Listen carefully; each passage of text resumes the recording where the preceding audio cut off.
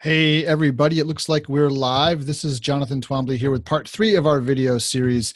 This time we're going to be talking about how to get the money. So I'm going to share my screen with you guys so you can see the video presentation. That'll just take a moment here to get this all set up. All right, here we go. How to take advantage of the greatest real estate investment opportunity in a decade, part 3. Now, as we go through this, if you're in the Zoom webinar, you can post questions, put them in the chat, please. If you are following this on Facebook Live, you can put questions into the box and I will get them after I end the presentation. I'll go in and answer them in the chat room in Facebook. But if you want to have questions answered on the call, get on the webinar and put them into the chat box. Now, for those of you who don't know who I am Jonathan Twombly. I am the owner of Two Bridges Asset Management, LLC here in New York City.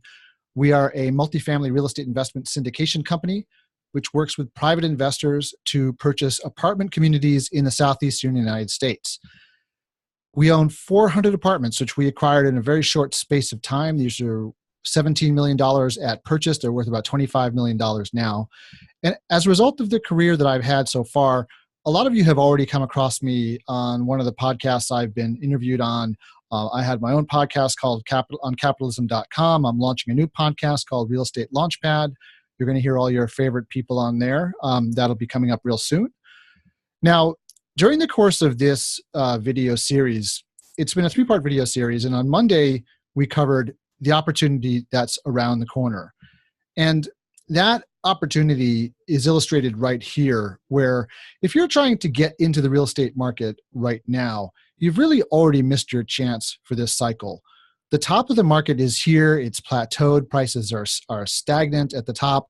And basically everybody's waiting for the other shoe to drop. You can see from this graph the change over the last several years, where the period of greatest opportunity was, where the appreciation gains are, and where we are now. Now is the top of the market. It is the time to be selling and taking profits, not to be buying. But fortunately for you, the chance to be buying is around the corner. The best chance in a decade, the best chance since that 1208 that you see in this graph is around the corner, and it's going to be there for people who take advantage. So that's what for people who are in a position to take advantage, who know how to take advantage. That's what we talked about on the first part of this video on Monday. Yesterday, we talked about how to find the deals once this great opportunity arises. We talked about a number of different kinds of sales that are going to be taking place after the correction happens.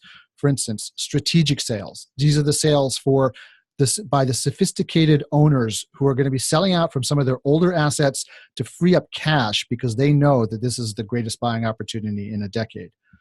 There are going to be necessity sales, and these are sales that come about because even though it is not the best time in the world to sell unless you're strategic, people have business reasons. Their partnership is breaking up, they're retiring, a partner died, they have to sell to raise cash to cover something else in their business.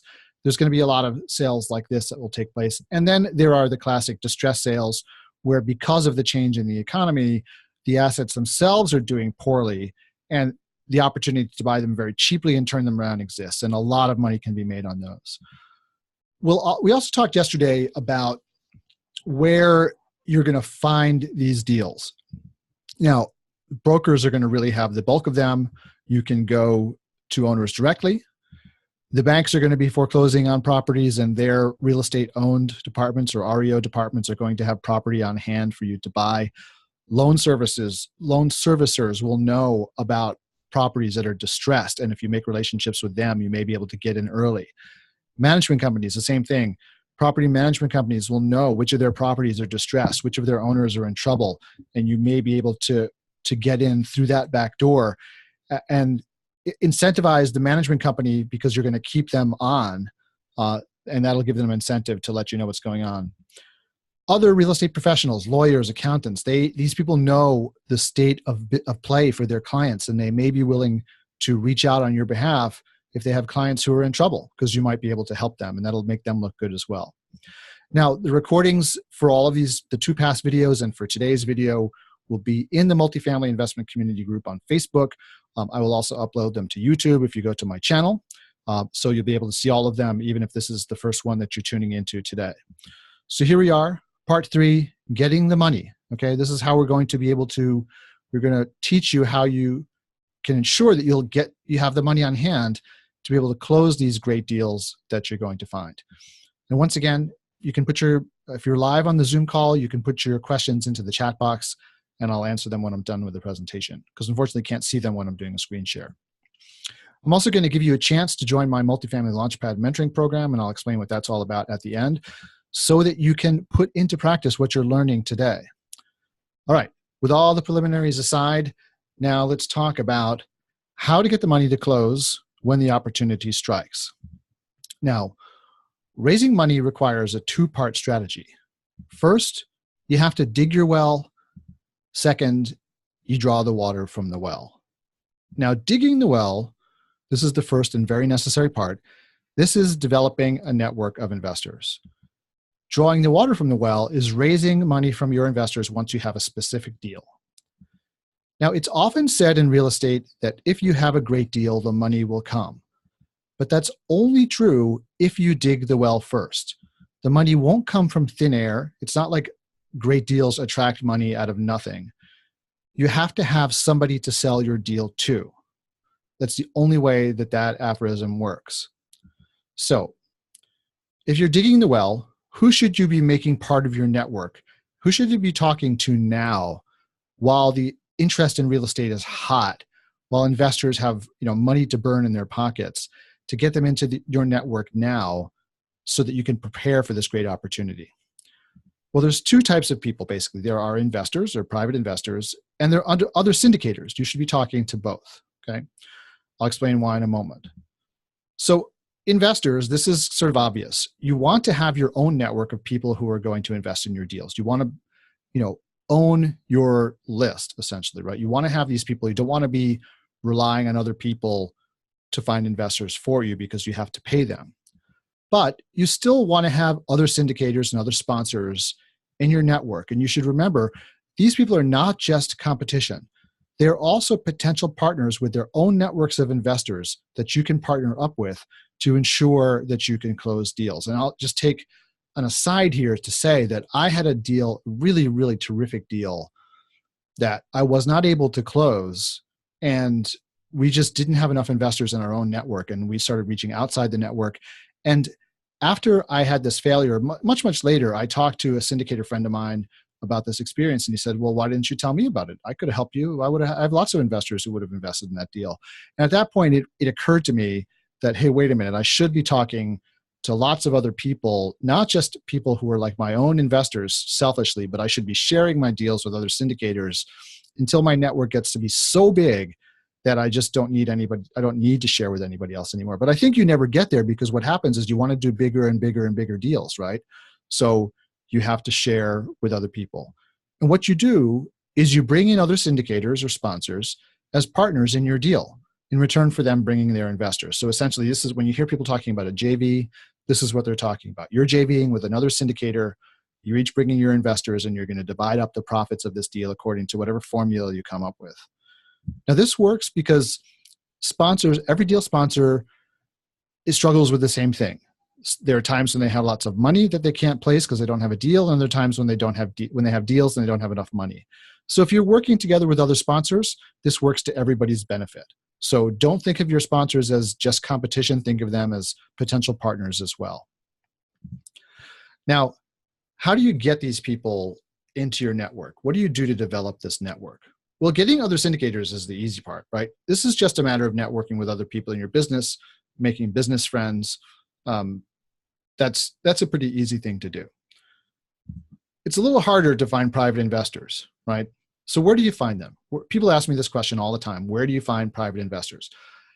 Private investors are sort of everywhere and nowhere all at the same time, right? I mean, you literally know that anybody walking down the street could potentially be an investor, but chances are they're not. So how do you find them? It's not like there's some club where they all hang out in, right? You've got to do a little digging. Now, you may find some at your local REI meetings. That's always a possibility. But my personal view is this is kind of a waste of time, because most of the people that you're going to meet at an REI meeting are probably also looking for passive investors also. They're not looking to be passive investors. There may be some, but even if there are a few passive investors at the REI meeting, it's like 10 sponsors to every one investor and you're all fighting over the same person. So why would you do that? Why would you swim in those waters when really what you should be doing is trying to find a room where you're the only real estate sponsor, right? And that room is full of people who have money to invest. So again, the formula is find the rooms where you're the only real estate guy. Preferably you want to be the only real estate person that they know at all, right? So that when somebody asks them, hey, do you know somebody who does real estate deals? They say, oh yeah, I know Jonathan. And they'll make an introduction. And you want to make sure that those people actually have money to invest and have friends with money to invest. So what are these rooms? What are some examples of these rooms? Okay. One is business networking groups, right? People who are successful in business need to network with each other to become more successful in business. And chances are there are not a lot of real estate syndicators at these meetings. You can go to them and start meeting these people and telling them about what you do. Entrepreneur networking groups, the same thing. Some of these entrepreneurs are going to be very successful. Find a niche of people that's very successful. Maybe you want to target like successful Amazon sellers or something like that. Find out where these people are, right? And go and hang out with them. Chamber of Commerce, another one. Successful business people are in the Chamber of Commerce. They're looking for, they may not be there looking for things to invest in, but they're always looking for things to invest in if they're wealthy. So go where the wealthy people are. Country clubs, kind of obvious one, right? Churches and synagogues. I know several people who do very, very well by investing on behalf of the people that they go to church or synagogue with, because they meet them in this place of trust, right? They're not selling them there. They just meet them normally there. But because of the association of where they meet them, they're trusted. And it becomes much easier for them to then talk casually about what they do in a way that's not threatening and not salesy. And they wind up doing a lot of business there. And then on top of it, they do, one successful deal for one person in the church and everybody else knows about it. And now you've got 10 people who want to invest with you. So these can be, be in these rooms where you're the only one. You don't want to have any competition. But don't just stop there. Don't just stop there. Get creative and make the room, right? It's not a matter of just finding the rooms. Make the rooms yourself. If you make the room, you're an authority, right? And it's even better than finding the right room. Making the right room can be even better for you. So what are some examples of making the right room? Well, one is you can start your own investor meetup, right? Be the authority, be the person who starts the meetup. You can do webinars, right? You're the guy talking on screen. We have this thing. We've been conditioned since childhood, since infancy, to look at TV, look at a screen and see the person on the screen and think that they're some kind of authority figure and that we have to respect them. And, that works even for video and for webinars where the person isn't famous. Maybe they aren't powerful, but because we're conditioned to by the screen, we attribute that to them. So webinars can be great. Facebook groups or online forums where you're able to demonstrate your expertise can be a great way to start developing a network and nurture a network and leave a record, frankly. If you're in Bigger Pockets or whatever, or some kind of other forum, the comments that you make there last forever and people will comment on them and vote them and click through to your page for years after making good comments. So these are good places to be. Blogs, same thing. You're creating an asset when you create a blog that people will read for years. Blogs can establish your authority and they will bring in business for you. So this is another great avenue. Podcasts, the same thing. Essentially, any kind of forum or any kind of medium that can make you an authority is a creative way that you can, sort of metaphorically create a room, okay, where you can be the authority figure in the room. Okay, so now, you've got people in the room. You've got this room of people who are qualified, interested. What do you do now? Well, you want to promote your business, right? You have to be promoting your business. And I'm not talking about, you don't want to be the guy who is constantly collecting business cards and pestering people and trying to make a deal or trying to make a sale in the room. That's not the way you want to go about it. You want to be more subtle. You want to be talking about what you do in the way that people, you're going to meet people and they're going to say, what do you do? And they're going to say, I'm a lawyer. Well, you're going to say, hey, I invest private people's money in real estate. You'd probably come up with a better way to say it than that, but that's the idea. You'll say, what I do for a living is I help other people make more money. I hate people like you make more money by investing in real estate on their behalf. But just talk about it casually. Don't sell them anything. Don't offer them anything. Just talk about it. But how are some, let me give you some examples of ways that you can promote your business. And these are pretty much all free too, which is the other great benefit. Okay. One is, like I said, you should be talking to everyone you know about what you're doing or what you're planning to do if you're planning to launch. Don't be afraid to tell them. You have to tell them. It's a little awkward at first, but you have to get in the habit of telling people what you're doing and generating interest and asking them, hey, if you know anybody who's interested in this, please let them know that this is what I'm doing and let me know. One-on-one discussions with people, when you start generating a little bit of referral, incoming referrals, when you're asking everybody, hey, tell me who you know who might be interested, you start having one-on-one conversations, just coffees, lunches, what have you, right? There's group discussions, right? You can do group presentations, right? You can teach, right? You can teach and grow rich. You can do this either in person or online, right? It's a great way to establish your authority and promote your business. Just promote yourself as an expert on this subject matter. You can blog, again, you can podcast, online forums, just like I said. You can write a book, right? All of these things will promote your business, and you should be actively engaging in a couple of things. The real important thing to be doing is doing this consistently, right? Whatever you do, pick one or two of these. You don't have to do everything on the list. You will make yourself crazy, but you should pick one or two of these things and then do them methodically and consistently. And even at first, when it doesn't seem like anything is working, that's actually when when you're building the foundation for traction, and then it will snowball later on, because it just takes time to get these things moving. But once they do, they take on a life of their own. Now, through this process of just putting out what you do into the world, some percentage of the people who hear you are going to be interested, and they are going to want to learn more.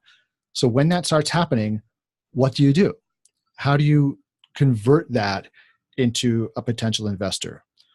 Well, what you want to do is get these people into some kind of meeting where you can show them a pitch deck of some kind, right? And this can be very casual. This doesn't have to be a full bore presentation, but of course you can do that too. You can get a group of these people into a room together and do a presentation for them and get a good discussion going.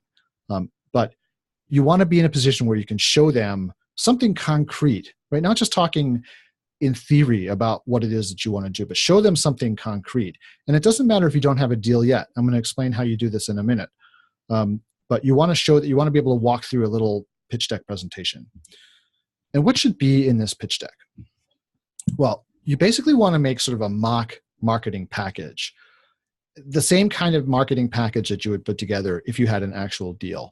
But this is one that's based on, maybe it's based on a deal that you found in the market that you like, and you assume that you could buy it at the price you want, and you run your numbers accordingly, and you make a package based on that. And you use this as an example of the kind of deal that you're seeking. So you should have that as the basic setup, right? You want to have in there your business plan sort of thing, like your basic asset types and locations and markets that you're looking for.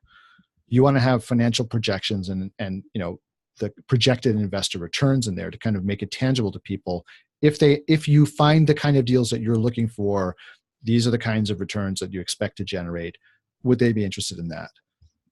You want to have pictures of an actual deal, even though, like I said, it doesn't have to be a deal that you own. It can just be a deal that you found online that you got from a broker, because it needs to be concrete for people, right? They want to see, like, oh, that's what you're talking about. You're talking about, okay, that's what 1970s buildings look like. That's what 1980s buildings look like. I've driven by them. I know what you're talking about. That's what a garden apartment is. You want to be able to make it concrete in their minds. You should have your investment thesis in here, right? Talk about sort of why you want to invest in these kinds of products, why you think that they're advantageous, why you think they're money making, why perhaps they're better than other alternative things you could be investing in.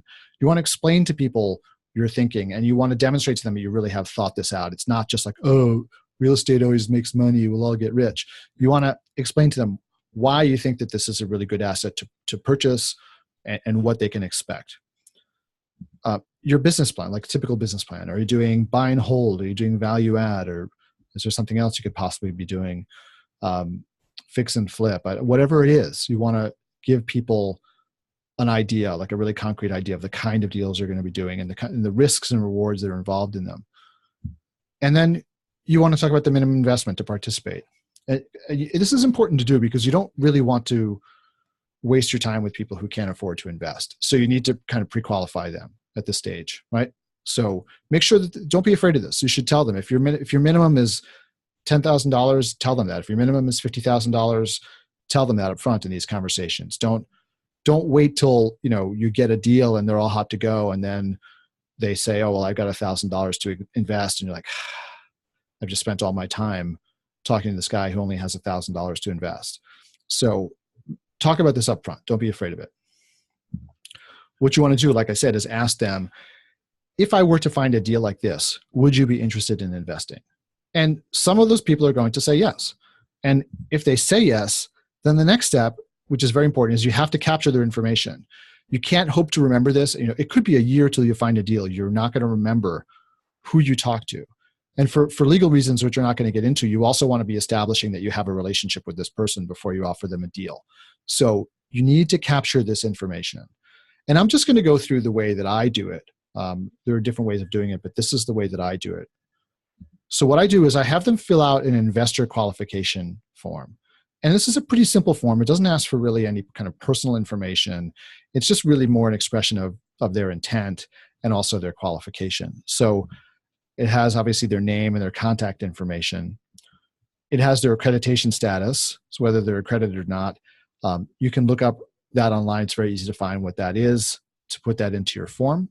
So I always make them check the right boxes or tell me that they're not accredited, in which case I know not to waste my time anymore. The amount that they would like to invest, and I don't give them a blank because they'll put a low number in a blank. Give them a range of choices. So you might want to say, 50 to 100, 100 to 200, 200 to 500, whatever it is, so that it forces them to think like, well, how much would I invest? And obviously the lowest number is what your minimum is. The type of deal, you might want to offer them a choice so you get an idea. Are your investors more interested in value add, which is a little riskier, but maybe the returns are better, or stabilize, which has less risk, but slightly lower returns? And then a certification signature. I ask them to certify that the information that they provided is correct, because I want to know that I can rely on, if they've checked a box saying they're accredited, they've checked one of the qualifications, that's really true. So I have that certification. Then, probably the most critical step of all of this is that you must nurture these contacts, right? You can't just let them hang and you've talked to them once and that's it. You have to nurture them some way, because if you don't, they're going to forget all about you while you're out there looking for deals, right? So you want to make sure that you stay top of mind. So what are some ways to nurture your leads? Well, it's basically sort of networking 101, right? You can do it however way you like it, whatever way makes most sense for you, all right? And you can do more than one of these things. Just pick up the phone, say hello, right? Say, hey, just wanted to touch base with you, see what your objectives are, if you're looking at deals or not, or meet them for coffee and do the same thing. You can put out a newsletter. You can blog and then email them your blog posts. You can do a podcast and email them your podcasts. You can hold meetups, and maybe that's attractive for them. If most of your investors are in one city, you could do meetups, and then there's the opportunity for them to network with other people who they might be able to do business with. So this can be attractive too, especially if you do some kind of presentation at that time, right, to educate them somehow.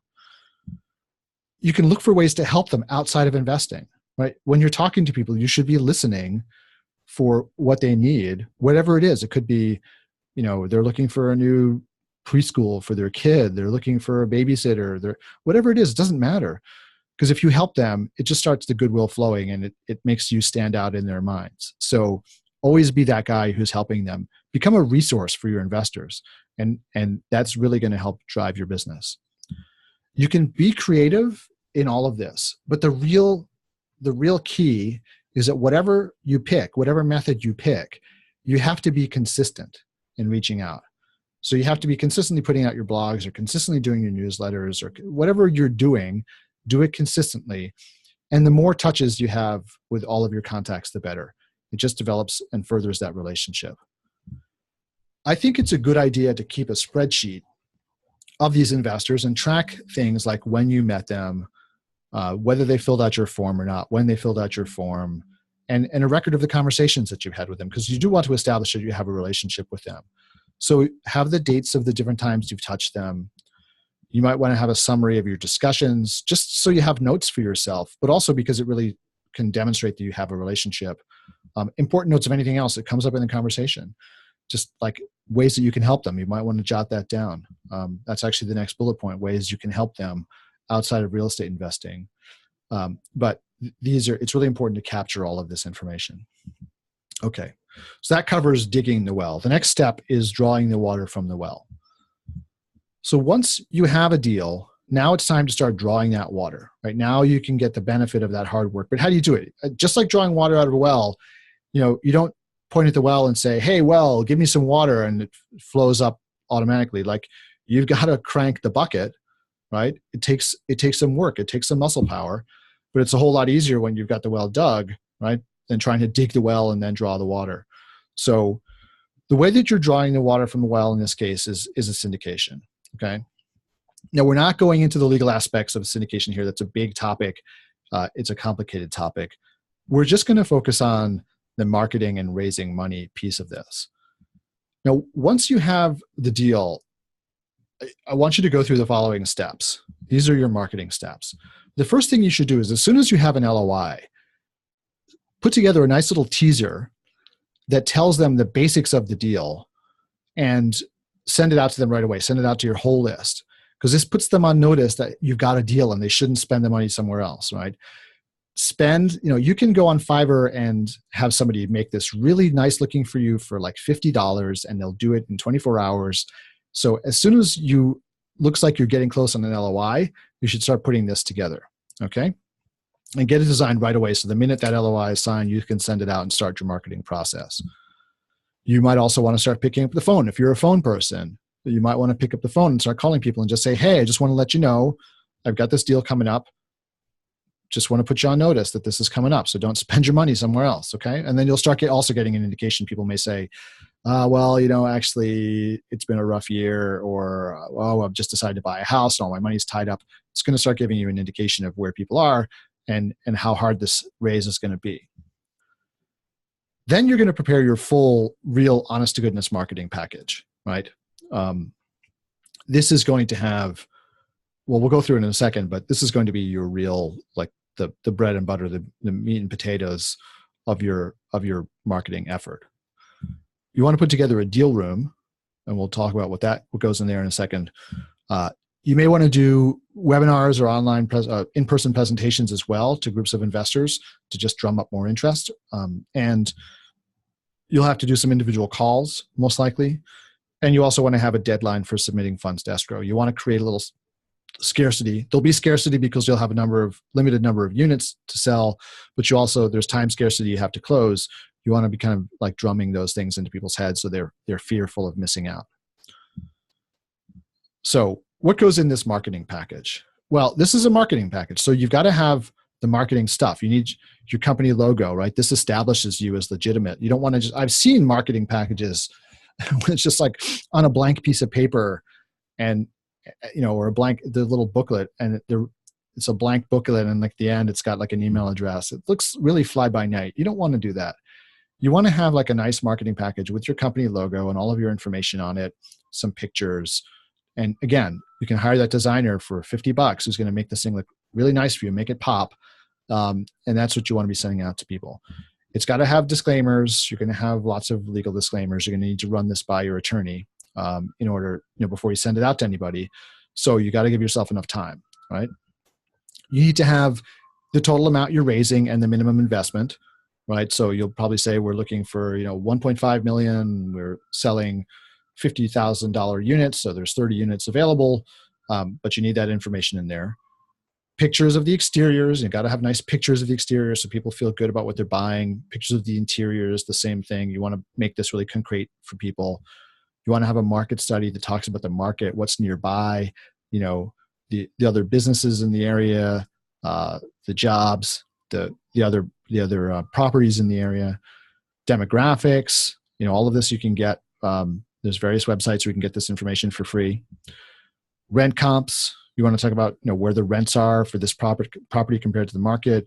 sale comps, how is the price you're paying comparable to other properties that have sold recently, your business plan for the asset, your financial projections. And I like to do them both total and on a per share basis so people can understand, like, if I invest 50,000, this is how much money I'm going to make. You want to talk about your sponsor fees and the splits and just be upfront about that. You want to definitely talk about the management company that you're hiring and all of their experience and their bio, and then you and your team, your bios. And there may be other things you want to put in here too for more bells and whistles, but I think these are kind of like the basics that cover what you need to have in here. And obviously you got to fly spec this thing for typos. You got to make this thing look nice and professional, because people are easily turned off and you don't want to turn them off over like an unforced error or own goal. So make sure this is really squeaky clean. What about the deal room? What do you do in the deal room?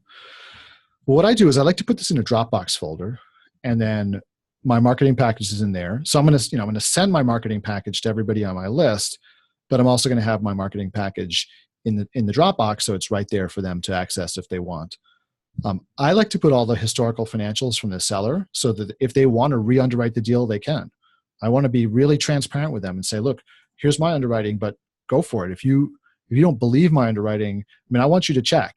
And I've never had anybody do it, but all the information is there. And I think it provides transparency and confidence.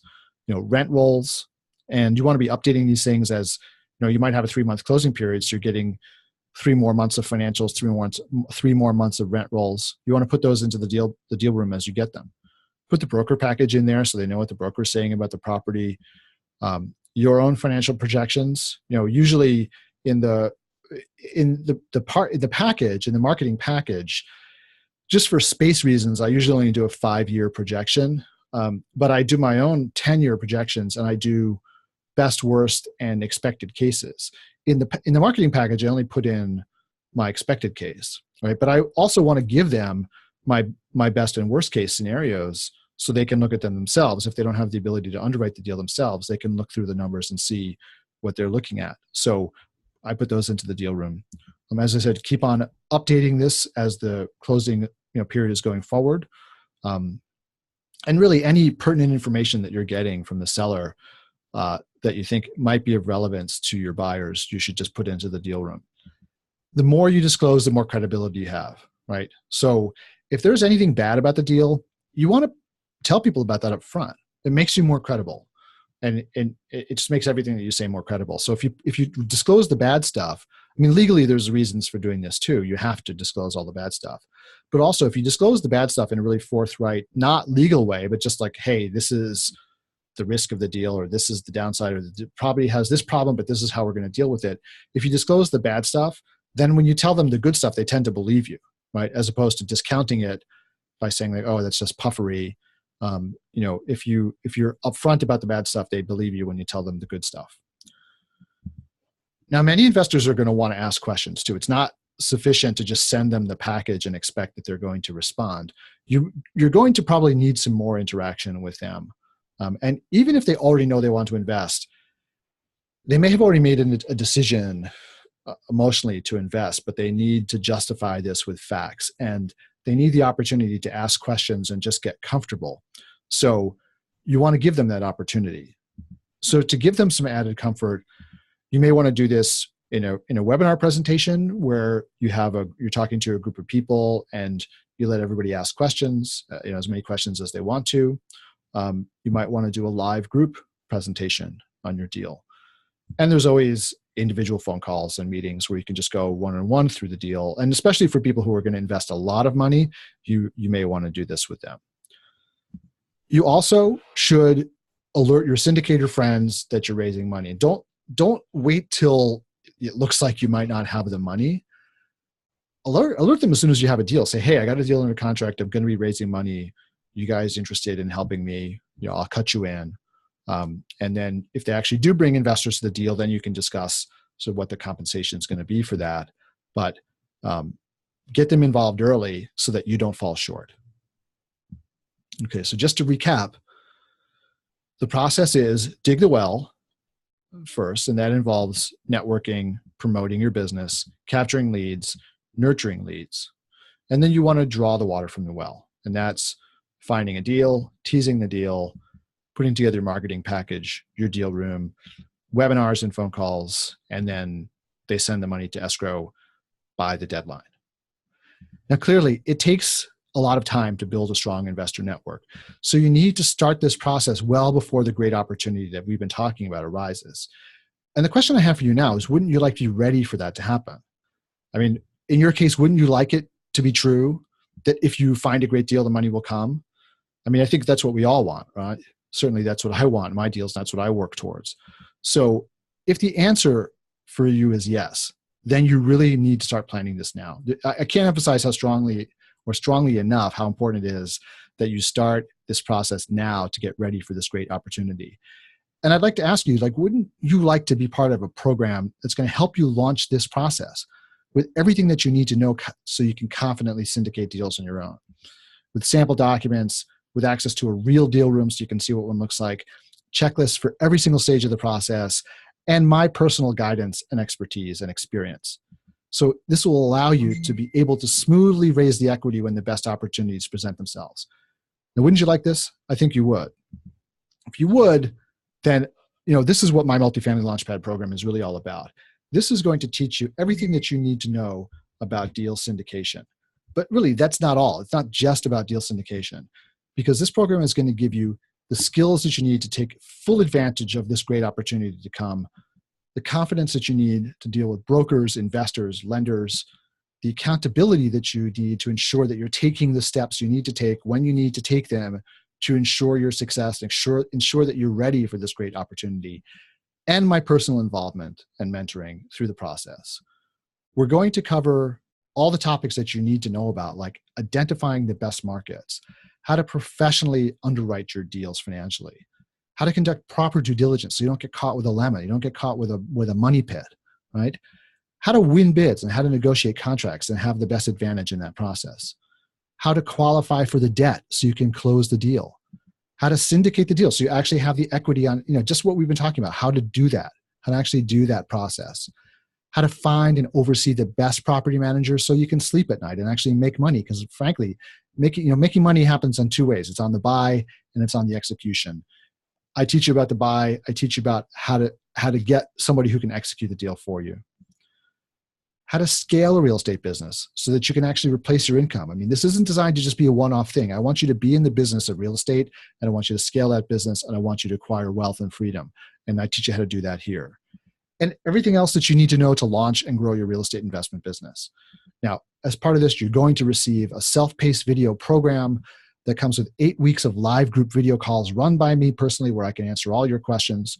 You get 3 personal sessions with me to help you set goals and stay accountable and go through your underwriting, with a fine-tooth comb to make sure you understand how to do it. There's my specially designed financial analysis template so you can do really sophisticated underwriting very easily. This is a very, very easy model to learn and to use. Checklists for every stage of the process so you never miss anything important in a deal. Numerous subject matter expert videos from true experts in the field, like attorneys and accountants and property managers and brokers and insurance people who can tell you really what you need to be looking out for when you're doing these deals. Personal follow-up with me on one of your deals. The private Facebook group just for people who belong to this program. The accountability you need to finally get going, finally start moving, finally get launched. Increased self-confidence from having a mentor. I mean, the confidence that comes from having somebody in your back pocket who can help you with these deals is really incredible. It's going to help you move forward, and this is what comes with this program. So the program, just from logistics, starts a week from tonight at 7 p.m. on August 1st will be the first call that we do. There's also a full one-on-one mentoring option if that's what you want. If you don't want group classes, if you just want my personal attention, that option is available at a higher price. There's also a lower priced option if you just want the content and the group calls and you don't need my personal help. You must apply and interview to join this program because I'm really committed to only taking people into the program that I can truly help. So I want to make sure I really can help you. And frankly, this is what you really need. I'm not going to take you in if you don't need this or if you can't afford it. I want for this program to really be right for you. In any case, you must act fast because Interviews close on Friday. That's the end of it. You need to interview by Friday because the program starts next week. So if you want to be part of this program, you have to act fast. Spots are limited, so please don't miss out.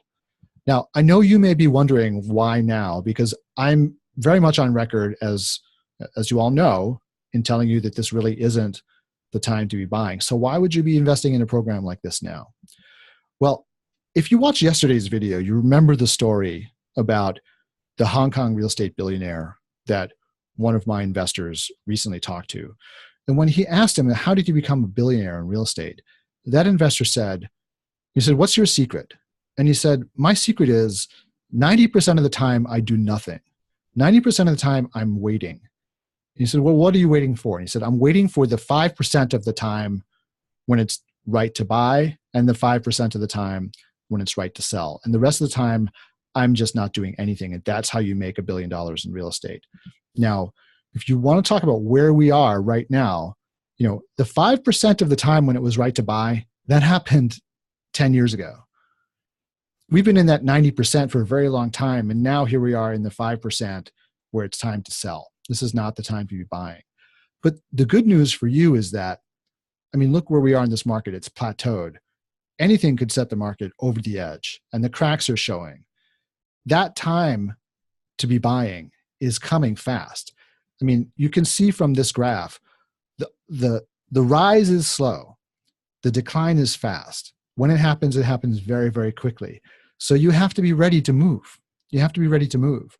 And when we talked all about today about getting your investors, developing that investor network, you need to be talking to them now, because most investors are going to be in that mindset of, we want to buy when it's high and sell when it's low, which we all know is that's the way to lose money, not make money. You have to start training them now. You have to be so you need to know how to do it. You need to know how to talk to investors now, how to put these deals together now, so that you can train them and get them ready for this great opportunity and bring them along with you, so you can all make tons of money. Well, now, as I said, is the time to be learning these skills. So, if you wait till the recovery starts, it's going to be too late. The other people who are prepared are going to be moving. You're going to miss that chance. So I really don't want you to miss the chance of really what I think is going to be the chance of a decade. So be sure to act now. All right. Don't miss out on this chance. How do you join? Well, go to this URL. It's twobridges.lpages.co/MFL for Multifamily Launchpad. You can see the description of the program, and you can fill out an application there. Once I see that application come through, if you're qualified, we'll jump on the phone and have a quick interview and answer any questions you have about the program, and we'll sign you up, okay? So that's it for the presentation. If you have any questions, you can put them in the chat box on any topic that you'd like, this presentation or anything else about multifamily. I'm going to stop the screen share now and see if there are any questions, and I'll answer what's there. So thanks for watching this presentation, guys. I hope you got value out of it. We'll be chatting in a moment.